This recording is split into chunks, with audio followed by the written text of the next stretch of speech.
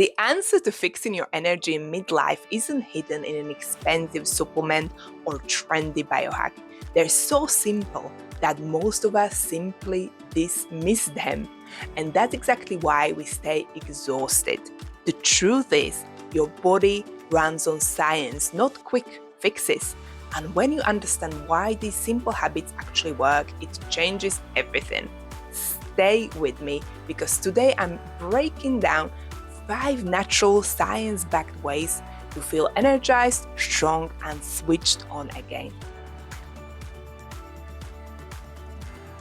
Welcome to my third episode of Midlife Reset with Misha, where I help women in midlife who refuse to settle, lose stubborn weight for good, and recover from midlife burnout by aligning their lifestyle, mindset, and identity.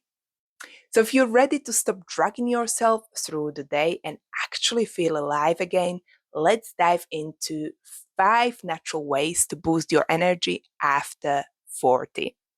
Let's start with exercise, not just for weight loss and definitely not for punishment, but for pure energy, right? That is what we're after.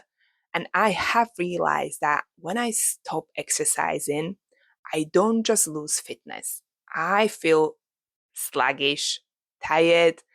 My mood is much worse, definitely dips, and everything feels much harder. That's because movement literally recharges your body. And it's important to understand how this happens because then we can really appreciate it. So here is how it works. Exercise builds more of mitochondria. These are your body's little batteries, the power stations inside your cells. The more you have, the more energy you can actually produce. Movement gets your blood pumping, which means oxygen and nutrients reach your muscles and brain much faster. That's why you feel more awake and focused after a workout. Makes sense, right? Exercise triggers endorphins. So these are your natural mood lifters. Also dopamine, which is your motivation chemical, and serotonin, your calm, steady mood regulator. Together, they reduce stress and boost that sense of well-being. Regular exercise lowers cortisol, of course, your stress hormone, which is often high in midlife. And less cortisol, of course, equals better sleep, fewer crashes, more steady energy through the day. And here is the surprising part. The more you move, the more energized you become. It's like training your body to produce more fuel on demand. So if you're feeling exhausted, skipping exercise is the last thing you want to do. And this is exactly where I got it wrong. I was always thinking, oh, I'm so exhausted to exercise. I don't have energy to exercise, right? But it's exactly the other way around. Exercise actually gives you energy. So start small, even a brisk 10-minute walk, a quick strength session at home makes massive difference. Sometimes I just do 15-minute strength session because that is all I have time for.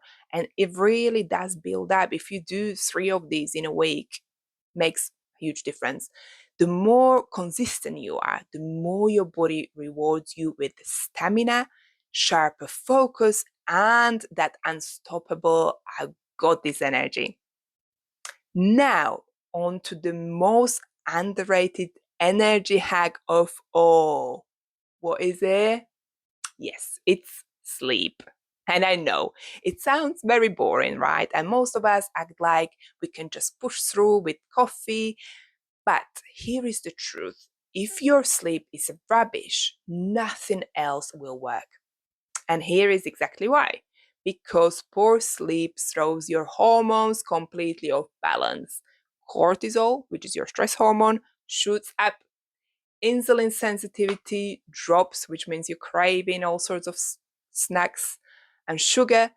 Inflammation rises, and your hunger hormones, ghrelin and leptin, which basically are telling you when you had enough and when you're hungry, go just a bit crazy, basically. So you your body just keeps craving more and just doesn't know when it had enough. That's why after bad night, you crave carbs, reach for sugar, feel irritable, and can barely think straight.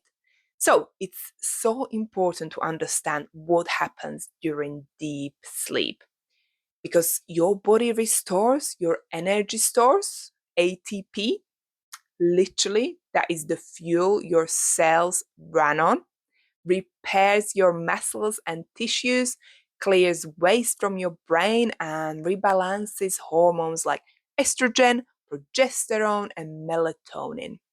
And if you skip this, the deep sleep, right? No amount of caffeine will dig you out of the hole. Only once I understood the science, I made my sleep a priority. So treat your sleep like your best anti aging serum. Protect it. Make your bedroom cool, dark, and quiet. Put your phone away an hour before bed. Aim for about 7 to 9 hours. And yes, even on weekends, because sleep isn't lazy. It's your built in energy reset button. And without it, everything else becomes 10 times harder. If you're not only looking for how to gain more energy, but also how to lose stubborn weight and feel great in midlife, check out my free midlife reset guide, which you can grab below in the description, or if you listen on podcast, it's also in the podcast description. It offers practical and actionable steps on how to gain more energy and lose stubborn weight. Now, here is one you might not expect. Eating less can actually give you more energy. And this sounds backwards, right? That is exactly what I thought. But stay with me. When you fast, even gently, your body gets a break from constant digestion and flips into fat burning mode. That's when it starts producing ketones, which are like a supercharged, cleaner fuel compared to glucose. Think of glucose as a quick burning firework and ketones as steady candle flame. Ketones gives your brain and body more ATP. That's your energy currency, which is why so many people report mental clarity, focus, even a lightness in their body when they fast. And I'm fasting today, and let me tell you, I feel very energetic. If I know if I was eating from the morning, I would not feel like this. When I started fasting, nothing extreme. So I started with like 12 hours of eating, 12 hours of fasting, and then I increased it to slowly to 14 hours, 16 hours, 18, and then I worked my way up to 24 hours, right? Because that is where you really get in some proper benefits and your body is resting. And you don't do that all the time, right? You do that once a month or whatever is suitable. And it might not be suitable for you. However, what has happened to me, my dreaded afternoon crash completely disappeared. Instead of raiding the biscuit tin at 3 p.m., I found myself steady, focused, and actually more productive. And it wasn't about willpower. My body simply wasn't screaming for sugar anymore. And here is the best bit. Yeah, you don't need to dive into 24-hour fast, as I already mentioned, or anything drastic. Just give your body 12-hour overnight rest. Let's say have dinner at 7 p.m., 6 p.m., and breakfast at 7 a.m., 8 a.m., and you can work your way up to those 14, 16, 18 hours, or even 24 hours if it suits you. Not everyone is the same, right? So we need to really see what works for our body. If that feels good, but even simple 12 or 14 hours can really work wonders. It's not about restriction, it's about giving your body the break it needs to reset and refuel properly. The next one, and this one sounds very obvious, but let's be honest, most people still get it wrong. We grab the cereal bars, baked healthy crisps, or a healthy smoothie from the shop and wonder why our energy tanks an hour later, right? And here is the truth. Ultra processed foods are designed to give you a quick hit and then drop you flat. They spike your blood sugar, your insulin shoots up, and then crash. That's why you feel exhausted, cranky, and reaching for the next snack before you even finish the first one. It's not that you're weak, it's literally how the food is engineered. Someone has described it as pre-chewed food, and I thought that was a very good description.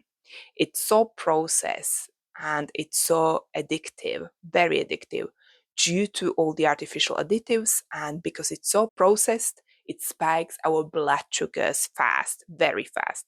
The science is simple. Real whole foods like protein, fiber, healthy fats, and colorful plants actually feed your mitochondria, right? Remember, these are the little powerhouses that make energy inside your cells.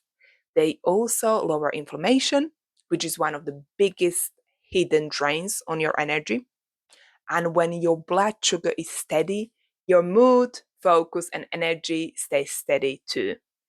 For me, one of the biggest shifts was swapping my go-to cereal bar for something as simple as Greek yogurt with flaxseed and berries. I couldn't believe how much steadier I felt.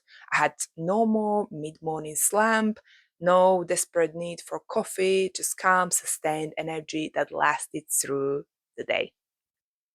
So here is the resolution.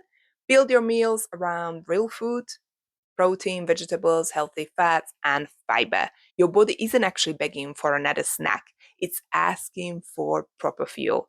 And when you start fueling it properly, it will definitely reward you with steady energy throughout the day. And the last way how we can boost energy that we're going to discuss in this episode is to protect your own energy.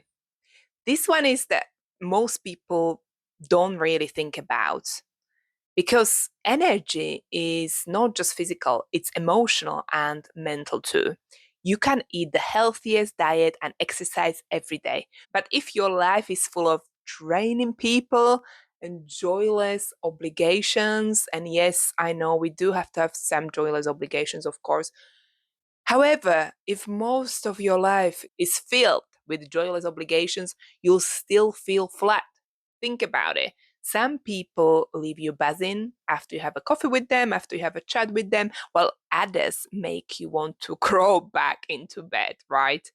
Activities work the same way. When you're constantly saying yes to what society expects, what other people think you should do, the events, the roles, the shoots, your energy leaks way. But when you give yourself permission to follow your passions, to do things that genuinely excite you, your energy expands. For me, this shift came when I started asking myself two simple questions. How do I feel after spending time with this person or that person? And how do I feel after doing this activity or that activity? If the answer was drained, tense, or heavy, I stepped back. If I felt energized, inspired, or joyful, I simply leaned in. That tiny act of listening to my own intuition, to my own body, what was telling me, completely changed my energy levels and my life. Here is the thing, you have to protect your energy. Say no to what drains you and plug into what lights you up. It's so important. Spend time with people who fuels you. Do things because you want to, not because society expects it. Follow your passions. Pay attention when something is making you feel happy and good, and keep following that trail. Keep doing what is making you feel alive and what lights you up. That's where your real lasting energy comes from. So, fixing low energy after 40 isn't about another coffee, sugar hit, or magic supplement. It's about getting back to the basics: movement, sleep, fasting, real food, and protecting your energy from the inside out. Start with one of these 5 habits this week and let me know below which one are you going to try first. And if you're ready for deeper support, I offer one-on-one coaching to help women recover from the midlife slump and create a future they're genuinely excited about. You'll find all the links in the description. Check them out. And if you're ready for your next step, watch my next video, 7 daily habits women in perimenopause need to feel their best. I'll see you there.